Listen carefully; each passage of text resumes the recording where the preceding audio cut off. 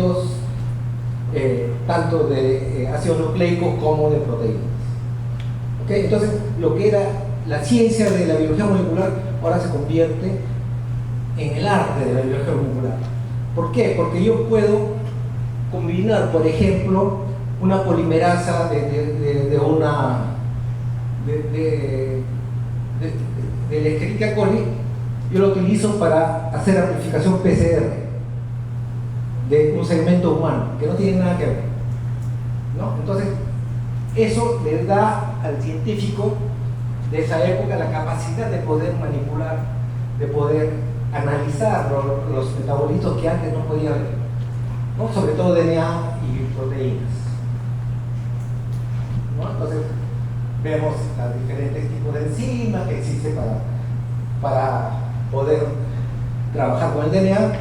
Diferentes formas. Yo puedo meter un gen humano dentro de un plasmid. Y esa es la base, por ejemplo, de la insulina humana, que se utiliza tanto a partir de bacterias como ahora más recientemente a partir de leche de vacas, de cabras, etc., a las cuales se le ha insertado la insulina humana. Y todo eso utilizando estas herramientas que probablemente no tienen que ver ni con la cabra, ni con el humano, ni con la vaca, sino son bacterianas. ¿Okay? Y eso nos permite también, en esa época, hacer nuevos vehículos. Ya no solamente utilizar plásmidos bacteriófagos, sino también hacer cromosomas artificiales utilizando estas tecnologías, ¿no? Y de ahí deben haber escuchado también con ese otro paradigma, el banco de genomas, ¿no? Banco de genoma humano, banco de genoma de papaya, de la vicuña, etc. Otra técnica que también fue muy importante en la época fue el Southern blot. Es una técnica que probablemente ya no se utiliza, pero que en los años 80 fue bastante crucial para poder identificar los diferentes genes, ¿no? Esta técnica del Southern blot, lo que se hacía era se cortaba todo el genoma de un individuo y se ponía una sonda específica, por ejemplo, el sonda del exón 8 de la insulina, ¿no? Y veía en diferentes individuos, por ahí había gente que tenía diabetes tipo 1, por ejemplo, donde le faltaba un segmento de la insulina en el exón 8.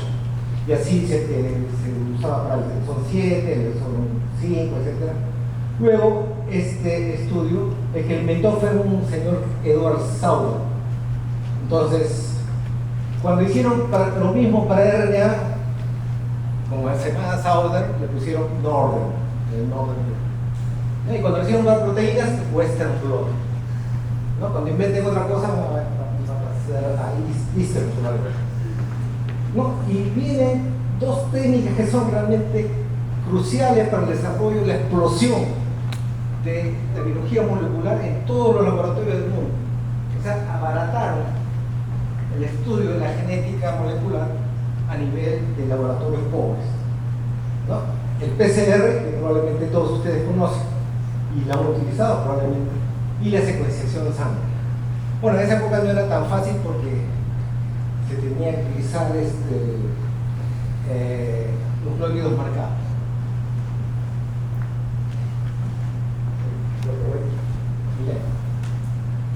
Ya. Bueno, entonces lo que queremos nosotros es identificar una mutación. ¿Okay? Si identificamos ese cambio, me puede explicar en un gen, me puede explicar una enfermedad. ¿Okay? Es una aguja en un pajar. Entonces de ahí viene el estudio que se había hecho en moscas, también se hace en humanos. Todos los genes están bien ubicados en los segmentos cromosómicos, ¿okay? Y hay que buscar un puntero que me diga dónde está mi enfermedad. En esa época había diferentes tipos de punteros, ¿no? Y, por ejemplo, las enfermedades que fueron ubicadas más rápidamente de los genes que tienen que ver con enfermedades son aquellas que están ligadas al cromosoma X. Era el cromosoma más fácil de poder estudiar, ¿no? Entonces tienen la ornitina carboxilasa, la distrofia de Duchenne, el daltonismo, etcétera, algún tipo de hemofilia A, hemofilia B, están en el cromosoma X, fueron fáciles. Y además, genéticamente, para el que es genetista, uno ve cómo va pasando a través de las familias y puede decir directamente, sin saber que está en el cromosoma X, que se ubica ahí, de todas maneras.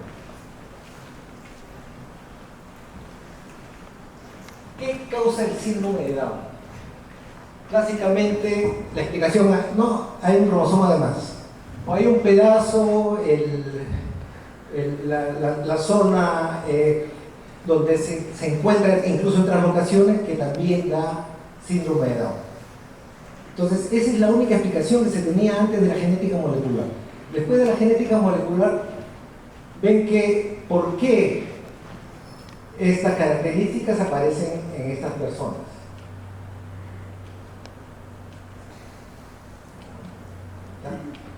Y ahí tienen ustedes diferentes genes que están en el cromosoma 21 que tienen que ver con características que hemos visto en estos pacientes.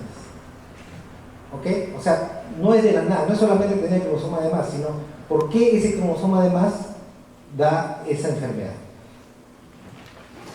¿No?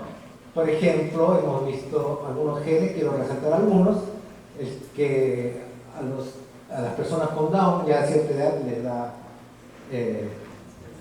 algo parecido al Alzheimer, ¿no? El APP está en el cromosoma 21, el envejecimiento tiene que ver con esta dismutasa que también está en el cromosoma 21. Hay unos genes que se descubrieron en Drosophila y se descubrieron en ratón.